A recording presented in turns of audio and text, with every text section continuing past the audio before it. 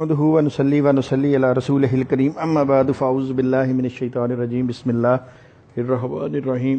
ناظرین و سامعین کرام السلام علیکم ورحمۃ اللہ وبرکاتہ۔ ناظرین و سامعین کرام، آپ سے ریکویسٹ ہے کہ میری اس ویڈیو کو آخر تک دیکھیے گا، کیونکہ آخر میں دو بڑے اہم حوالے میں آپ کے سامنے پیش کروں گا جس سے آپ کو پوری بات سمجھ آ جائے گی۔ ناظرین کرام، میں نے علماء اکرام سے بھی رابطے کیے اور بھی لوگوں سے میں نے رابطے کیے، تو میں نے ان سے 2-3 سوال کیے۔ وہاں بھی میں نے اللہ تعالیٰ سے معافی مانگ کر یہ سوال ان سے پوچھے کہ کہیں یہ میرا پوچھنا بھی گستاخی کے زمرے میں نہ چلا جائے، تو میں اب آپ کے سامنے بھی اللہ سے معافی مانگ کے وہ بات آپ کے سامنے کرنے لگا ہوں کہ اللہ مجھے معاف فرمائے۔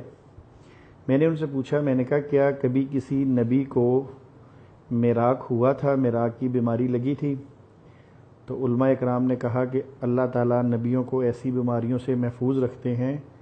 میراق کی بیماری جو ہے یہ دماغ میں خلل پیدا ہونے کی وجہ سے ہوتی ہے، تو اس لیے اللہ تعالیٰ انبیاء کو ایسی بیماریوں سے محفوظ رکھتے ہیں۔ پھر میں نے ان سے دوبارہ اللہ سے معافی مانگ کر یہ پوچھا کہ کیا کبھی کسی نبی نے بطور علاج ٹانک وائن یا شراب استعمال کی ہو؟ انہوں نے کہا نہیں، ایسا نہیں ہو سکتا۔ پھر میں نے ان سے پوچھا کہ کیا کسی نبی نے افیون وغیرہ اس طرح کی نشہ آور چیز سے علاج اپنا کیا ہو؟ تو انہوں نے کہا ایسا بھی نہیں ہے۔ پھر میں نے ان سے یہ پوچھا کہ کیا کسی کو بطور علاج کے لیے، یعنی کسی نبی کو بطور علاج کے لیے کسی ایسے جانور کا دودھ یا کوئی ایسی چیز استعمال کرنی پڑی ہو؟ تو اللہ مجھے معاف کرے، اللہ معاف کرے، جیسے گدی کا دودھ وغیرہ ہے۔ تو انہوں نے کہا نہیں، ایسا کچھ بھی نہیں ہے اسلام کے اندر، اللہ اپنے تمام نبیوں کو ان چیزوں سے پاک رکھتے ہیں۔ تو ناظرین اکرام، آپ کو پتہ ہے کہ قادیانی کتابیں جو ہیں وہ میرے بیگ میں ہر وقت موجود رہتی ہیں اور میں ان کا مطالعہ کرتا رہتا ہوں۔ تو ناظرین اکرام، آج میں اپنے جو یہ احمدی میرے جو پرانے ملنے والے ہیں یا جو احمدی نئے میرے ملنے والے ہیں، میں ان کو یہ بات بتانا چاہتا ہوں کہ مرزا غلام قادیانی جو نبوت کا دعوے دار تھا، اس کو میراق کی بیماری تھی۔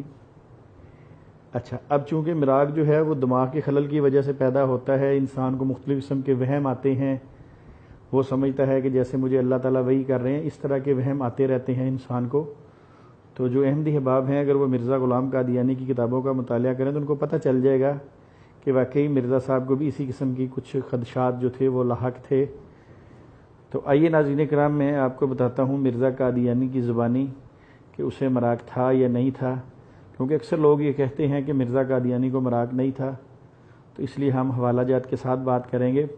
اور یہاں میں ان تمام قادیانیوں کو یہ بتانا چاہتا ہوں کہ یہاں پہ مرزا قادیانی کو میں نے منہاج نبوت کے اوپر پرکھنے کی بات کی ہے، عام آدمی کے ساتھ مرزا قادیانی کا مقابلہ نہیں ہے، کیونکہ میں نے قادیانی سے بات کی تو اس نے کہا کہ مرزا قادیانی جو ہے جب اس نے نبوت کا دعویٰ کیا تو یہ صحابہ سے بھی آگے بڑھ گئے، صحابہ بھی اب مرزا قادیانی کے لیول پر نہیں آتے، نعوذ باللہ اس نے یہ مجھے کہا، کیونکہ مرزا قادیانی نبی بن گیا اور جو جتنے بھی لوگ ہیں اب یہ مرزا قادیانی سے نیچے ہیں، تو لہٰذا مرزا قادیانی کا اگر مقابلہ کرنا ہے تو انبیاء کے ساتھ کیا جائے گا۔ تو چلیں دیکھتے ہیں اب مرزا قادیانی صاحب کو میراق ہوا اور میراق میں مرزا قادیانی صاحب نے کیا کیا علاج کروایا یا کیا ہوا۔ آئیے ہم دیکھتے ہیں مرزا قادیانی کی زبانی۔ یہ ناظرین کرام مرزا غلام قادیانی کی کتاب ہے ملفوظات، جلد 5 صفحہ 33 پہ۔ یہاں پہ مرزا قادیانی نے حدیث پہ ایک بہت بڑا جھوٹ باندھا ہے، مگر ہم اب اس حدیث کے موضوع پہ نہیں جائیں گے۔ بہرحال اتنا میں آپ کو بتا دوں، لکھا ہوا ہے کہ مجھ کو 2 بیماریاں ہیں، ایک اوپر کے دھڑ کی اور ایک نیچے کے دھڑ کی۔ اچھا، آگے کہتے ہیں یعنی میراق اور کثرت بول۔ میراق جو تھا یہ اوپر کے دھڑ کی بیماری تھی، یعنی دماغی خلل تھا، دماغی وہم تھا جو مرزا صاحب کو اکثر لگا رہتا تھا۔ کثرت بول سے مراد کیا ہے کہ نیچے سے مرزا صاحب کا بول جاری تھا، یعنی دن میں 100 دفعہ جو پیشاب آتا تھا، یہ اس کے بارے میں ہے کہ شوگر کی بیماری کی وجہ سے ان کو کثرت بول تھا، یعنی پیشاب کرنے کی بیماری تھی۔ اچھا، یہ تو آپ نے حوالہ دیکھ لیا۔ اب ہم چلتے ہیں مرزا قادیانی کے بیٹے کی طرف۔ مرزا قادیانی کا بیٹا سیرت المہدی صفحہ نمبر 340، روایت نمبر ہے 372۔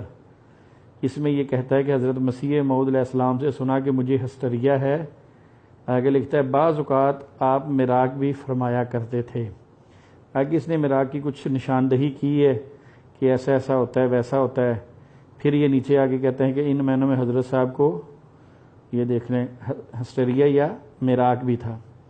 چلیں باپ نے بھی اقرار کیا، بیٹے نے بھی اقرار کیا کہ مرزا صاحب کو مراق تھا. اب ہم دیکھتے ہیں کہ یہ مراق کی بیماری جو ہوتی ہے اس کی وجوہات کیا ہوتی ہیں، اس میں کیا کچھ ہوتا ہے، سائن سمپٹم کیا ہیں اس کے، پھر اس کے علاج کی طرف چلیں گے.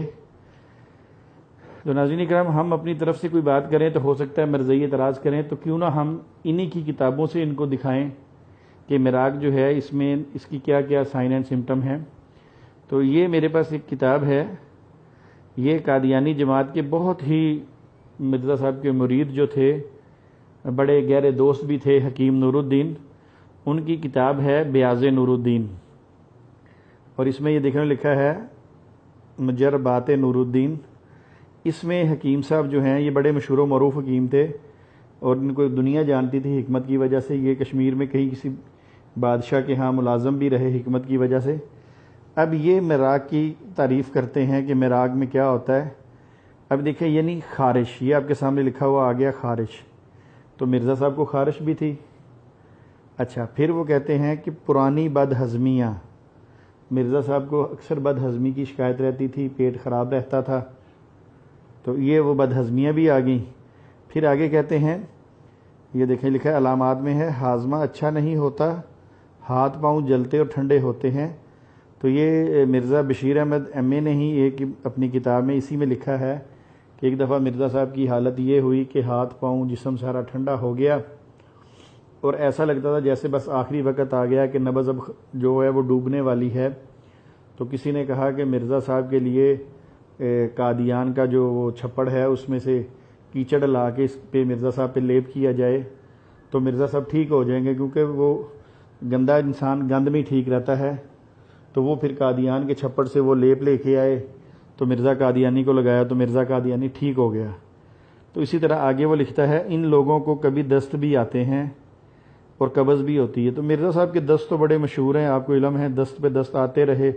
جس دن فوت ہوئے ہیں اس دن بھی یہ دست وغیرہ کی وجہ سے، ہیضے کی وجہ سے فوت ہوئے ہیں. تو مرزا صاحب کے دست تو بڑے مشہور و معروف ہیں، نیچے سے بھی اوپر سے بھی. وفات بھی انہی دستوں کے دوران ہوئی. وہ کہاں ہوئی یہ موضوع علیحدہ ہے انشاءاللہ پھر کبھی صحیح. تو ناظرین کرام یہ تو ہمیں پتہ چل گیا کہ حکیم نور الدین کے مطابق یہ سائن اینڈ سمپٹم ہیں. اب ہم دیکھتے ہیں حکیم صاحب سے پوچھتے ہیں حکیم صاحب آپ اتنے بڑے حکیم تھے، آپ نے مرزا صاحب کا یقیناً علاج کیا ہوگا، مراق کا بھی علاج کیا ہوگا. مرزا صاحب جب نامرد ہوئے تو تب بھی آپ نے ان کا علاج کیا، کتابوں میں لکھا ہے وہ آپ کی دوائی استعمال کرتے رہے ہیں. تو ذرا یہ بتائیں مراق کے لیے آپ نے کیا مرزا صاحب کا علاج کیا؟ تو ظاہری بات ہے کہ مرزا صاحب کی یہ حکیم نور الدین صاحب کی کتاب سے ہی ہمیں علاج بھی مل گیا. تو آئیے میں آپ کو وہ حوالہ دکھاتا ہوں جس میں مرزا صاحب کا مراق کا علاج کیا گیا. یہ دیکھیں یہ پھر وہی کتاب ہے مجربات نور الدین. تو اب ناظرین کرام یہ ذرا غور کیجئے گا، یہاں پہ مرزا صاحب نے لکھا ہے، حکیم نور الدین لکھتا ہے حکایت ایک دفعہ بادشاہ بغداد کو مراق ہوا. آگے یہ سٹوری ہے، آپ اس کو پڑھ لیجئے گا. مگر میں چلتا ہوں اس طرف جہاں مرزا صاحب کا علاج کیا حکیم نور الدین نے، مگر نام نہیں لیا. کیوں نام نہیں لیا؟ کیونکہ اسے پتا تھا لوگ ساری جماعت اس کے خلاف ہو جائے گی. مگر اس میں اشارتاً کنایتاً اس نے یہ بات کر دی. کہتا ہے دیگر ہم نے ایک شدید بیمار کو صرف معاشیریہ، یہ کوئی ہوگی حکمت میں دوائی، اور گدی کا دودھ دے کر علاج کیا. آئے ہائے ہائے حکیم صاحب آپ نے مرزا صاحب کا علاج کیا گدی کے دودھ کے ساتھ؟ آپ تو مرزا صاحب تو جماعت احمدیہ کے نبی ہونے کے دعوے دار ہیں، نبی سے بھی بڑھ کر نعوذ باللہ نعوذ باللہ نعوذ باللہ، وہ تو بہت کچھ کہنے کے دعوے دار ہیں. تو آپ نے مرزا صاحب کا علاج بھی کیا تو وہ گدی کے دودھ کے ساتھ کیا؟ عام بندے کا چلیں علاج آپ کر دیں گدی کے دودھ کے ساتھ تو ہمیں اعتراض کوئی نہیں تھا، ہو سکتا ہے عام بندے کے لیے. مرزا صاحب تو اسپیشل نبی تھے، آپ کے نبی تھے، نبوت کے دعوے دار تھے. اللہ تعالیٰ انبیاء کو ان بیماریوں سے محفوظ رکھتا ہے جن میں اس قسم کا علاج کرنا پڑے.